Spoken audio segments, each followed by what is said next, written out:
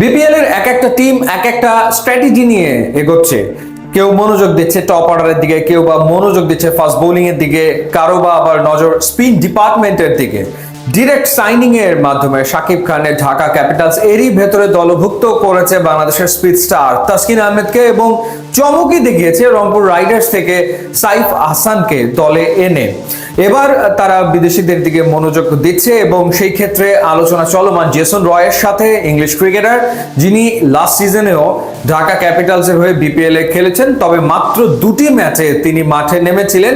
এই সিজনেও জেসন রয়কে পাওয়ার ব্যাপারে আশাবাদী শাকিব খানের ঢাকা ক্যাপিটালস। জেসন রয়ের পাশাপাশি ঢাকা ক্যাপিটালসের নজর পাকিস্তানি ক্রিকেটার উসমান খানের দিকে। বিপিএল এ উসমান খানও খেলেছেন এবং সেঞ্চুরি রয়েছে তার বিপিএল এ। সো উসমান খানকেও তারা আসলে দলভুক্ত করতে চাইছে, তার সাথেও আলোচনা অনেক দূর এগিয়ে গেছে। তো সেই ক্ষেত্রে একেই তো সাইফ হাসান টপ অর্ডারে থাকছে, তার সাথে যদি জেসন রয় থাকে এবং যদি উসমান খান থাকে তাহলে তাদের টপ অর্ডারটা বেশ শক্তপোক্ত হয়ে যায়। এদিকে রাজশাহীর দিকে যদি তাকাই, তারা এরই ভেতরে দুজন ব্যাটারকে দলভুক্ত করেছে ডিরেক্ট সাইনিং এর মাধ্যমে। নাজমুল হোসেন শান্ত তিনি রাজশাহীর অধিনায়কত্ব করবেন এমনটাই শোনা যাচ্ছে। পাশাপাশি বাংলাদেশের টি-20 ক্রিকেটার এই মুহূর্তে স্টার ওপেনার তানজিদ হাসান তামিমকেও তারা দলে নিয়েছে। এবার যেটা শোনা যাচ্ছে যে রাজশাহী ওয়ারিয়র্স তারা আর এক পাকিস্তানি ওপেনারের দিকে নজর দিয়েছে। শাহিবজাদা ফারহান এশিয়া কাপে আমরা তার ব্যাটিং দেখেছি, ভারতের এগেনস্টে এক্সেলেন্ট ব্যাটিং করেছেন। ট্যালেন্টেড ক্রিকেটার, কোনো সন্দেহ নাই, হাতে বিগ হিট রয়েছে, বড় শট তিনি খেলতে পারেন। সো শাহিবজাদা ফারহানকেও আসলে দলভুক্ত করতে চায় রাজশাহী ওয়ারিয়র্স। পাশাপাশি আর এক শ্রীলঙ্কান ক্রিকেটার পাথুম নিশাঙ্কা, তাকেও নাকি রাজশাহী ওয়ারিয়র্স দলে নিচ্ছে।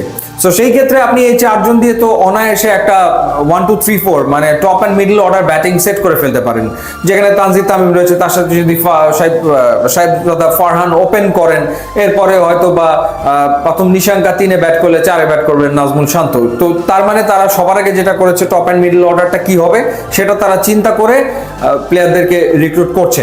সো এখন পর্যন্ত এই দুই দলের এই 4 জনের ব্যাপারে আওয়াজ শোনা গেছে, অনেক দূর কথা এগিয়ে গেছে, তাদের খেলাটা প্রায় নিশ্চিত আসলে হয়ে গেছে। আর একটা ঘটনা ঘটেছে, সেটা হলো যে 17 তারিখে যে প্লেয়ার্স ড্রাফট হওয়ার কথা ছিল সেটা সম্ভবত 17 তারিখে হচ্ছে না, এটা পিছিয়ে যাচ্ছে। এবং বিসিবি এই জায়গাটাতে, বিসিবি না বিপিএল এর গভর্নিং কাউন্সিল চিন্তা করছে যে তারা আসলে অকশন করবে।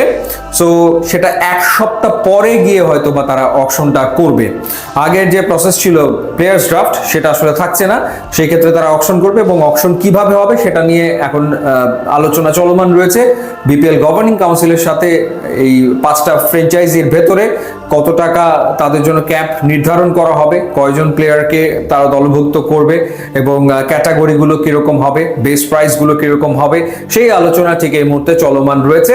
সেটার আপডেট হয়তোবা আমরা কাল বা পরশুর ভেতরে হয়তোবা পেয়ে যাব।